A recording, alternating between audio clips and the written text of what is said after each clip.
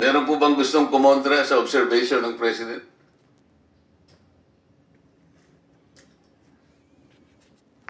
So silence is acquiescence. Ang sabi pa ng Pangulo, more than 350 billion or 6,021 flood control projects do not specify the exact type of flood control that is being built. Halimbawa po, kung repair works yun, o kaya cut-off channel, o dikes, o drainage structures, flood mitigation structures, retarding basin, revetment, slope protection spur dikes, waterways, or embankments, walang ganun eh. Sabi niya, hindi mo lang dinidescribe ito eh. 350 billion worth of projects defy basic description. Or 6,021 flood control projects. Many of these projects are in different locations but have exactly the same contractor and contract cost. This is disturbing. This is one of the initial observations of the President. Do you believe this is also a fair assessment? Walang kumikibo sa ating mga resource person. I think this is a fair assessment coming from the office of the President.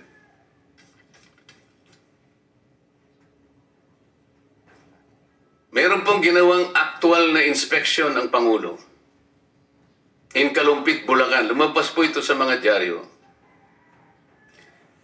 Initial inspection showed the dike appeared to have not followed the right specification, sabi po dun sa dyaryo, of materials and also appeared to have gaps in the dike that made it incomplete.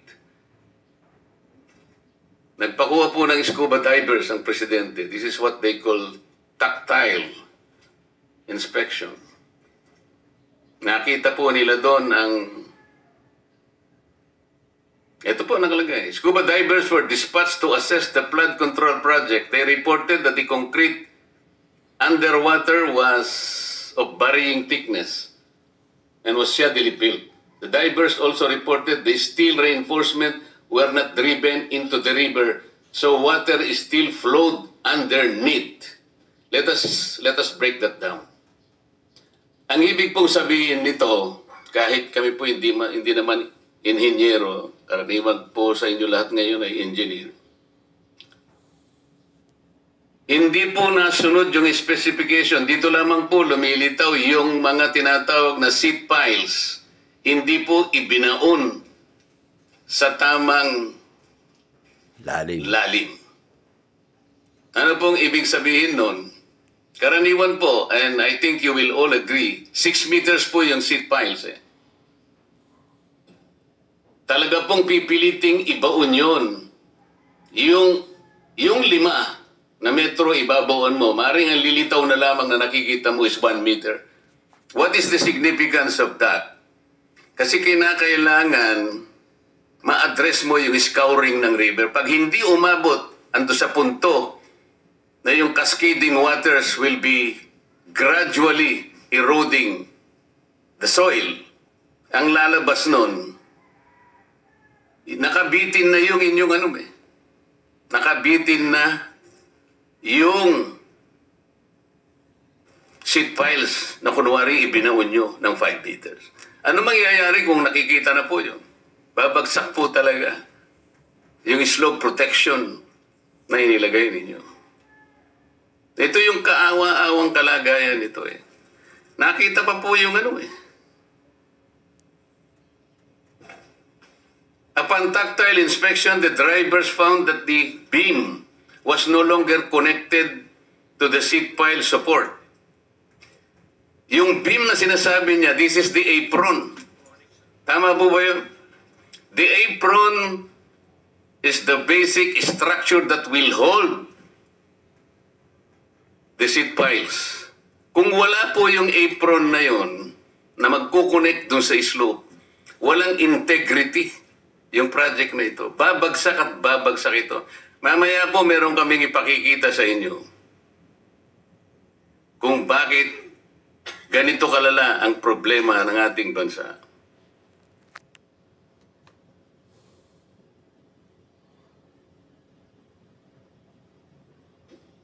Ready ba yung isang slide natin para makita lang yung...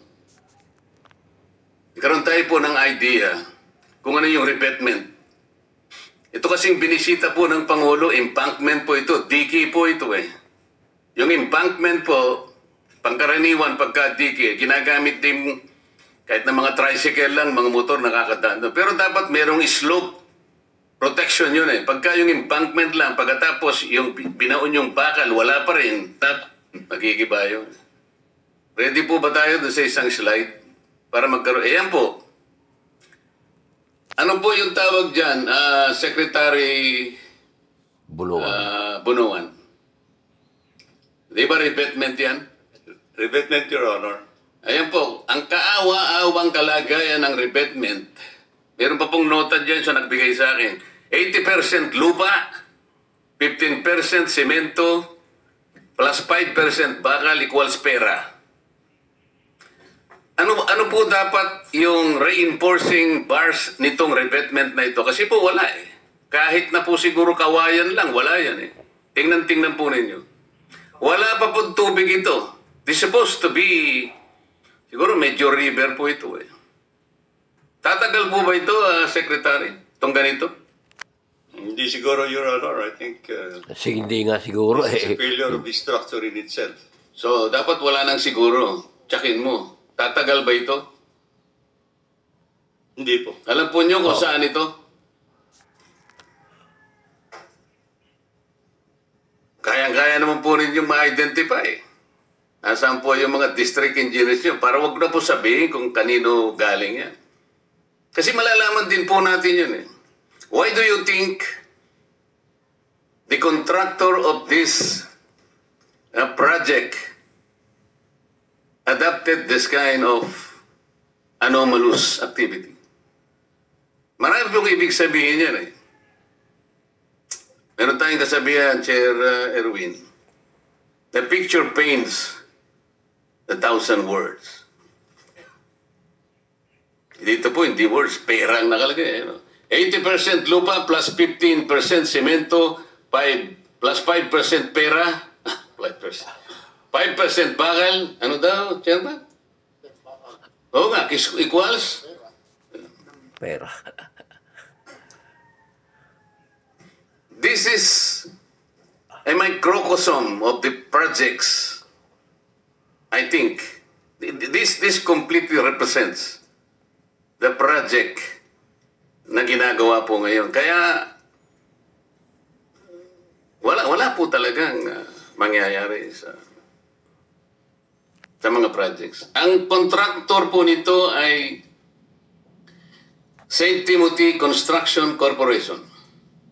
Nandito po ba ang representative? Ang sinasabi ko po yung kalumpit. Hindi ko po sinasabi ito. Ito ano lang po ito. Ibang project po ito. Pinakikita ko lang para magkaroon po ng idea ang mga kababayan natin kung sila'y sumusubaybay sa atin. Pero yung sinasabi natin sa Kalumpit, Bulacan kanina, ang contractor po, ito yung embankment, is St. Timothy Construction Corporation. Meron po bang representative ngayon?